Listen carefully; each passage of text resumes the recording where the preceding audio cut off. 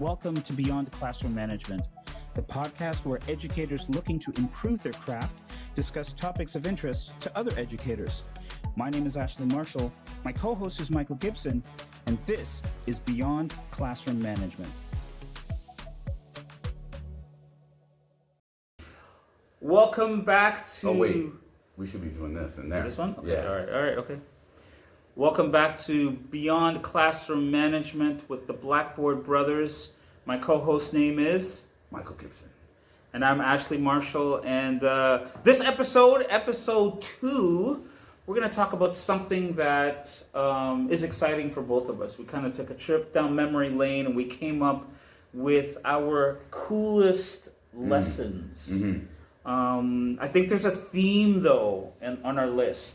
Yes. I think there's definitely a theme. What would you say is running through all of these things? A couple of things. One is being relevant into the space, your students, and helping meet your students' needs. Even some of examples will be out into the community as well. Mm-hmm. I think the other thing is not being afraid as a teacher to take some chances. Right. To go out on a limb and go to a place in your teaching practice that you haven't gone before. You're not, maybe this is space that you're not comfortable with. It's space that you kind of gotta lean into. I think it's important. Taking risks. Yep, taking a risk. Taking risk, and I think for both of us, as we go through these, you'll see that some of these risks, not only did they pay off, but they were big moments for us in our teaching. Yeah. And where we went. So I'm going to start off because I know that Michael's last story is so good that I don't want to go after him. So I'm gonna start off. I'm gonna share my first one. And it came from an English class when I was working with a particular group of students and they seemed to be having difficulty with using evidence from a text in order to make a point or to make an argument. And I struggled with how am I going to get this through to them, because previous groups of students that I had seemed to get that a lot easier. And I kept going back to the idea of crime and how detectives look at clues in a space and they make conclusions. So that's brilliant. So I just want to big you up here. One, you identified an academic need. Mm-hmm. Two, you then took that academic need that was there and you tried to resolve that academic need with a relevant something that you felt that the students would be interested in. Correct. Beautiful. And so I recall I kind of looked online and said there had to be something, and there wasn't something that was readily accessible. And so I ended up building a crime scene in the school. Cool. And so I got talking with the librarian, and there was a section in the stacks that wasn't used often, and I had access to the drama studio because I was a drama teacher as well, and so I found some old costumes and props. And in this one section of the library, we had, there was a dress, there was a shoe, there was an iron, there was this, there was that, there was a flower, there was a vase that was knocked over, whatever. There was all this stuff. And we had the crime scene tape too? Yeah, we had the yellow tape. We had the yellow tape. No one could go in there. That's great. If you wanted a book in that section, the librarian had to go and crawl through whatever. So people could just come and look at the edge of the crime scene tape and observe. Correct. So initially it was designed just for my students to go through. And then, I went to the other English teachers and said, hey, this is what I'm doing. Bring your classes through. And then it became a whole school thing. We're like, well, why don't we just invite the whole school? Cool. And it became, a school-wide contest. So people could come through, and teachers started bringing their classes through. So they had to solve or come as close to possible at solving the murder. Based on the evidence that they would see and collect. Exactly. So outside the installation, we had a full description. Right. Things were numbered. Okay. And then we started. I did this whole series of clues over the announcements. Okay. So each day for a couple of weeks, you got a different announcement about something about the crime scene. And, we left those clues, if you didn't happen to be there, you could still access them. And then it became this thing where you could submit your theory about what happened, the crime right? Was. Cool. What I didn't expect to happen was that other teachers in other disciplines gravitated to it. So the science teachers were like, oh, this is fantastic. And they had a different conversation at the crime scene. You know, the law teacher, he had a different conversation at the crime scene. Amazing, right. And it was just intended, you know, to help my English students with a particular skill. So that was a great memory, a great lesson that I had. And it was just doing something, it was a risk. It was like, you know, I'm going to you can look at it and go, I just put a bunch of junk in the library. Right. But it became this whole thing that the school was able to identify with. That's great. So, the crime scene sticks out to me as just one moment of bravery and risk that really paid off for me. Cool. How about for yourself? Man, that's a good one. Mine, I teach I've taught Comtech in the past. I teach a lot of the arts courses. And so mine was, how can I get the students engaged in doing a video, right? And so I started thinking about kind of what they would like, what we could do, and I thought, man, doing a commercial would be really cool. Doing a commercial, having them do a whole commercial, but I was like, wow, that's a lot. Is that too much, right? So I had that moment as a teacher, oh, maybe that's too much. And I said, no, let's do it. Let's do it. And it just so happened at the time, it was right, I think it was semester 2. But anyway, it was around the Super Bowl hype and all, you know, of course, all the Super Bowl commercials and stuff like that. So I thought, that's it. Let's teach them how to actually, let's break down actual commercials, teach them all of the pre and post stuff, teach them all of the different shots, right? All of the different camera movements based on the commercial that they really liked and enjoyed. So they did that, right? And then at the end of that, the culminating assignment was, now you go and do your own commercial. Wow. And it turned out to be really cool. Why? Because they started pulling in their friends to act in different things, right? They'd be all over they're all over the school doing different scenes and stuff like that. And then what was really great is we were able to show it to the school. And so we had some of the more memorable ones as the Dorito commercials. Some of the Dorito commercials that they did were hilarious. Right. And what it did was, it actually helped them not just learn about video and all that stuff. It helped them far beyond what I actually initially thought, because they had to organize their friends. They had to come up with times, get everybody together. They had to rehearse. Yeah. Like, there's all this other stuff. They had to get costumes together. A shot list. Right. Shot list. They had to do all this work, right? That I never saw. When I first came, I just thought of the technical aspect of the project. Right. I did not even think about It's amazing. all the other stuff that they would be learning and the ways that they would have to interact with their friends and folks to actually be able to get this stuff done. Right. And it turned out to be an amazing project. And That's awesome. it continued, it became a mainstay. Of course, commercials are not that popular anymore, so I had to pivot and move to like TV show trailers and movie trailers instead of commercials, but that's great. That's awesome. Yeah, That's awesome. That's a good one. So one of the things, it's interesting you said about sharing it with the rest of the school, because one of the great lesson ideas, and I've adapted it, is performance and giving students an authentic audience, right? So we did for years, when I taught grade 7, we did what are called pourquoi tales, or legends about why something happens, right? So why the leaves fall, why the dogs chase cats, why does the moon follow the sun, whatever. So some legend, and so students were writing a legend to explain some sort of phenomenon. Okay. And so they did their legend, and then we worked on memorizing and performing it, but then we worked with the art teacher to create masks. So everybody had to create a mask to go with their story, right? And then I did some instruction on costumes, not making them, but finding costumes.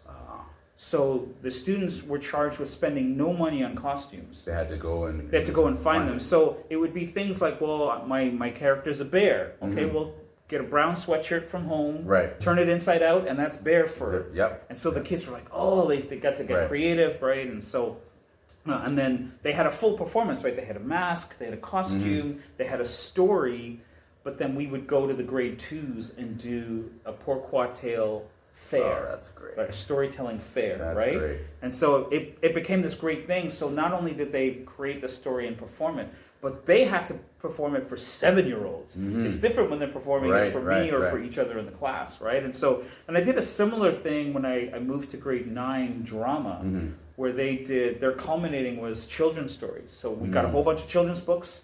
Everybody had their Robert Munch and whatnot. Right. And, okay, what story, you've got to adapt it. Right. So you make your own group, pick your own story, make your own cast, and then all the sets and props we made out of cardboard. So we collected cardboard from around the school for weeks, and they were cutting, pasting, and making. The caretakers weren't too happy with me, but and then we went to the junior school next door, and we performed for the kindergartens, grade 1s, and grade 2s. You know, that's so important to be able to get, to extend that learning beyond the classroom. Right. It is so. It makes those kinds of projects memorable. Like, students never forget that kind of stuff. Like, I still have students coming up to me like, oh, sir, you remember those commercials we used to do and stuff like that? And I still have them. And every year you kind of have these kind of banks of memories that you have with students. Exactly. Yeah. So I love the built-in audience, because it's one thing to say, okay, you're writing for a type of audience, but when you actually give them that audience, right, and it's like, you're not only going to perform for these grade 2s, you got to sit with them and manage them while your partners are performing. Right? So it's like, your language has to be appropriate for the audience, how you carry yourself. So, I had a lot of fun with those things. That's a great one. And I think for me, the next one I'll share is just as a teacher, learning to let go of the control. When I was a young teacher, especially as an art teacher, there's a lot going on. You got 30 students in there, they're all kind of working, and you're all trying to herd them and keep the room clean, doing all this type of stuff. And I just got to a point in my teaching where I thought, I can give them a better experience. I can give them, I can. And so what I decided to do was open it up, and instead of us all doing the same project at the same time, being in lockstep with each other, I decided to open it up and let them choose. So I had folders of different things in our class. So it's drawing, painting, I had all these different things. I just said, hey, I'm going to open it up. You need X amount of projects this year, plus you're culminating. It's wide open. You could choose to do whatever you want. And I probably have about 50 different kinds of projects in there. Right? No, were they grade specific? Grade specific. So grade 9s would go into the grade 9 folder, grade 10s into the grade 10 folder, and inside the grade 10 folder, it would be art history, it would be painting, drawing, it'd be all this stuff, right? So I was very nervous. I just got to tell you, I was very nervous. And the reason why I was nervous was because now my mind has got to be going maybe in 10, maybe 12 different places in any given class. Right. And so what I did was, to kind of make it a little bit easier for myself, I said, anybody who's doing painting, I want you guys over on that table. Anybody who's doing drawing, doesn't matter what kind of drawing you're doing, I want you over at that table. And they could be doing, most times they're doing different projects. And so I kind of grouped them based upon what they were doing. But every one or every two, maybe you had 2 students that were doing the same thing, but everybody was doing something different. Wow. And what it did was, it helped me trust my students, and it also stretched me as a teacher, because I had to be like, okay, they're doing this. Okay, I need to help you with this, and this discipline and that discipline. What it taught me was the experience for the students on 2 fronts. One, in the classroom, the conversations and the teaching that students were doing with each other. because it would be like, oh, what are you doing? And then the student would have to explain what they're learning and explain what they're doing. And then the other student would be like, oh, you're doing this. And then they would have to explain what they're learning and doing. And that was not happening if we're all in lockstep because everybody was doing the same thing. Interesting. The other thing that was really great was our year-end show was far more dynamic. Because not everybody had the same work, and so we had a lot more dynamic. So our end of year, our culminating was they had to present their portfolio, like I was telling you before we turned the camera on. It was a lot better and a lot more dynamic because almost nobody had the same kind of work. Everybody was doing different things. Wow, that's crazy. So it really transformed my art class and my teaching, and it taught me that to not be afraid of actually taking risks and stretching myself and giving choice. I'm going to pick your brain about something you said. Yeah. You said something about trusting the students. What did you mean by that? Early on when I was teaching, we're doing it this way because I know it works. Right? We're doing it this way. I'm in control. And I know that I can get you from A to Z, and I know where it's going to land. And I know we're gonna hit all of these points on the curriculum. Right. Trusting the students and trusting in my teaching that no matter what they choose, I can still hit all those points and still land this thing where it's supposed to land. Once I did that as a teacher, it did two things. One, my relationship with my students became much more dynamic. And the buy-in from the students was much greater because they're always doing what they want to do. Exactly. Always. Exactly. The student voice and choice is off the charts. Off the charts. In that situation. And there was also I had a thing in there. If there's any area that you kind of didn't see anything that you liked, we would co-create something that you would like. Right? The other part of it was... Who's going to skip your class? Nobody. I'm going to go to art class and do exactly what I want. Exactly what I want. Yeah. Right? Oh, nobody's skipping. And the other part of it is, which was helpful to me, was I was teaching them things that they would only learn because of their choices. Right? So they felt like, oh, this is just for me. He's teaching me this. Yeah. He's not teaching everybody this. He's teaching just me for what I need. So it transformed like that trust. It helped me build a lot of great close relationships because now I'm literally teaching you what you want to learn just for you. Listen, I'm a terrible visual artist and I want to be in your art class. Wow, that's fantastic. Yeah. Listen, I just want to say we fully realize that some teachers out there may steal some ideas from here. Feel free to steal anything that I've shared. Yeah. So we understand. Listen, Teachers College, Jeff Fonts, I got to shout you out. He said, good teaching is stealing. Yes. You find good ideas from anywhere. And remix. Take it. Remix it for your own context. Okay, so the last lesson that I want to share about here is one that happened early in my career, and I think maybe my second year of teaching, and was super transformative for me after that point. Okay. And I was teaching in a private school. Right. So listen. What grade? Can you tell me what grade? It was grade 8. Grade 8. Okay. And we was human geography, and we're looking at disparities in wealth. Okay. Now, I was teaching in a private school. So listen, we are a banger. Yeah. That's a great one. So we are people of privilege. Yeah. But I was teaching children of even more privilege, right? You're in a private even more school. means, right? Yeah. Yeah. So, and I just knew because I'd actually tried it the year before, and you do that when you start out. I'm following the textbook thing, right? And that just didn't work. And I knew that the essential understanding, the thing that I thought was the most important for them to get. I looked at the whole course and went, man, if I can get these kids to understand this, that's the main, yeah. Right. And I knew that I'd missed the previous year. I'd missed it. And I said, okay, how am I going to help my students? I really feel like it would be good if I could get them to feel poverty or to feel what it means to do without. Yeah. So it took weeks to organize, but I had them on a particular day. They showed up to a different room, a different location, right? So it was out of the classroom. Changed the location. Yeah, changing the location was That's key, big, right? So they didn't know. They were already like, what's going on? It's already different. In fact, we were going to the science lab, and they were like, why are we going to the science lab? It's geography, and Mr. Marshall, we know you know nothing about science. Right. And so they showed up, and the instructions were they couldn't even bring so much as a pencil with them. Okay. That was a rule. You have to have nothing with you, just yourself. So they're curious, and they're a little mad, right. a little upset, right? And so when they got there, they got handed a large envelope. And in the envelope was a bunch of construction paper. Some of the envelopes had some tools.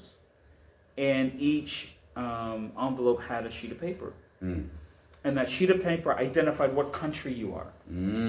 So everything inside that sheet of paper related to the country. Inside the envelope. Inside the envelope related to the country. Yeah, and so there were construction paper of different colors. Okay. Right? And so they looked and they were pulling this stuff out and like, we got some stuff. Now, are they in a group? Yeah, they're in a group, right? Good. So and I was very intentional with pick the group. Who was which country, right? Okay, yeah. So we had countries that were representative of the different areas of the world and different wealth distribution. So, they might be in let's say they were in India, and they're like, okay, well, we got a lot of people, right? They their sheet explained, okay, you've got a lot of this color paper, it represents this resource, and there might have been people, it might have been things, it might have been natural resources.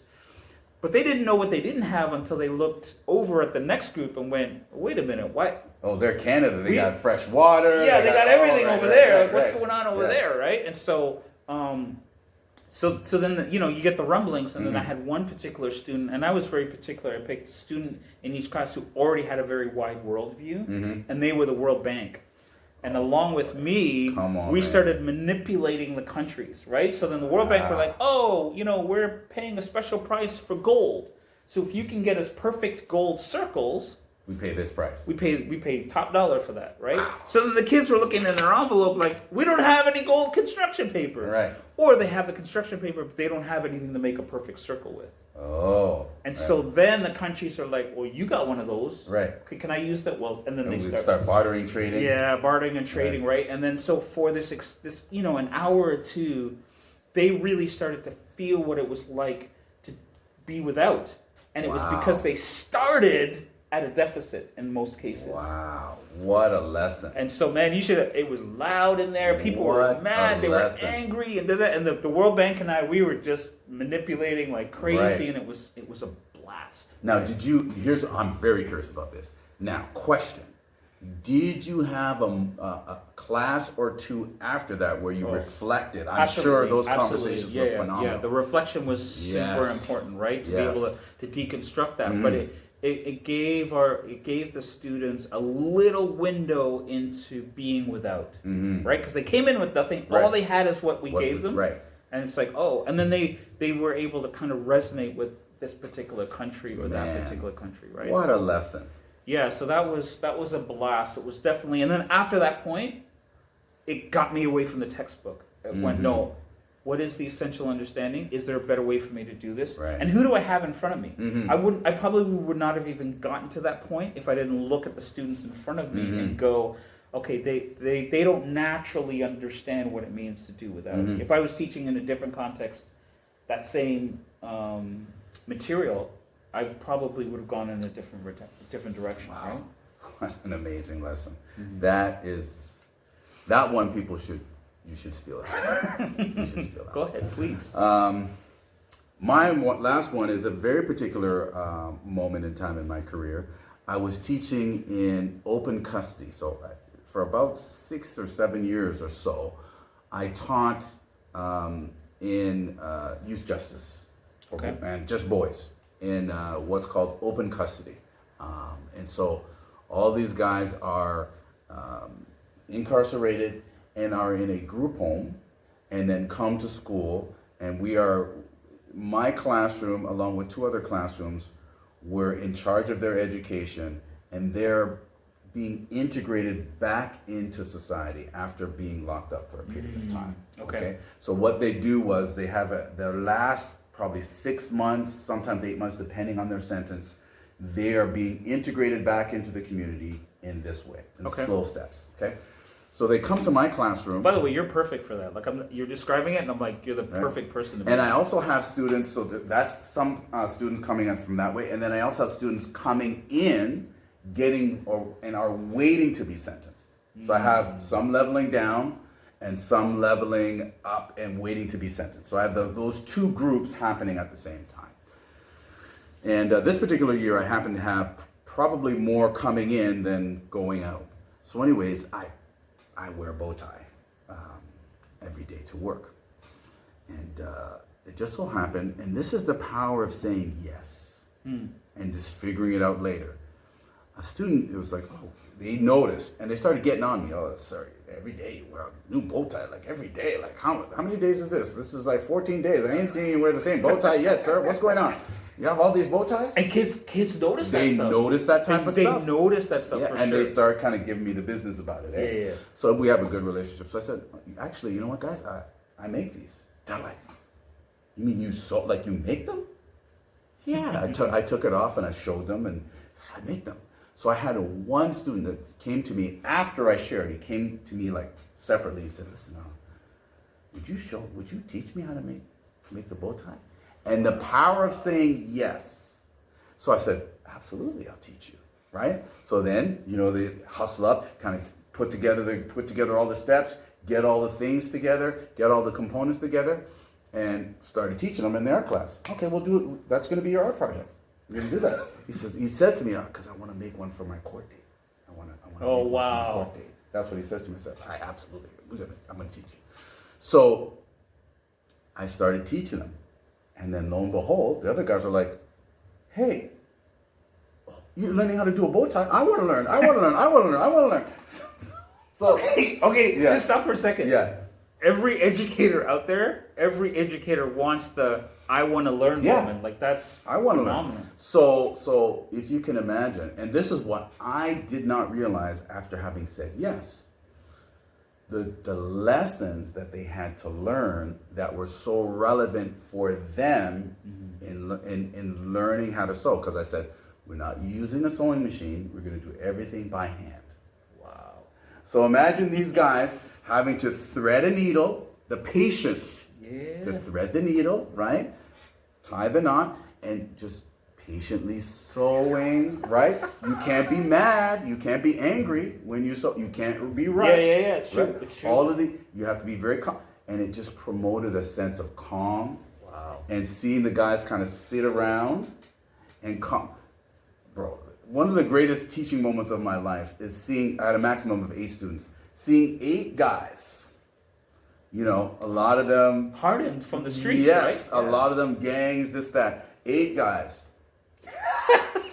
sitting there cracking jokes. I'm there too. We're cracking jokes or whatever. Oh, let me help you with that. Oh, helping them, cut their pattern and teaching them about patterns and how to make a pattern and how to cut a pattern. You see why I didn't want to go after this story? So it was amazing. And then the thing was, a lot of them were making it for them to go to court.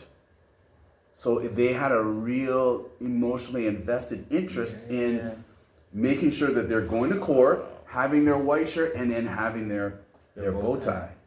It was an amazing experience. And authentic. Yeah. Like your what you're teaching is being used in real life. Real life. They had a context and a goal, right? Mm-hmm. Like I want to take what I'm learning and I want to use it in this and context, the right? skills that they learned, right? So they had to learn how to sew a button. So that's transferable. So when you pop a button on your shirt, he knows how to actually repair it now because he had to learn how to sew a button. He had to learn how to do a certain hem. So now, hey, guess what? You use this to hem your pants. So there's all these things inside of it, embedded inside of it, that in terms of a skills perspective, but even more important than that was the social emotional things that they learned. Having to force them to no, you gotta relax. You know what I mean? You can't be mad and hold a needle. You can't, right? That's self-harming. So it was amazing. Wow. It was amazing. So saying yes, the power of saying The yes, power of taking saying risk, yes. listening to the student voice, giving them choice, really thinking about the students' needs vis-a-vis the curriculum that you're trying to teach. Some good memories. Make sure to steal ideas. Yeah, steal ideas. Remix ideas. Yeah, so this is the Blackboard Brothers Beyond Classroom Management. Episode 2 is in the bag right now. Take care. Peace.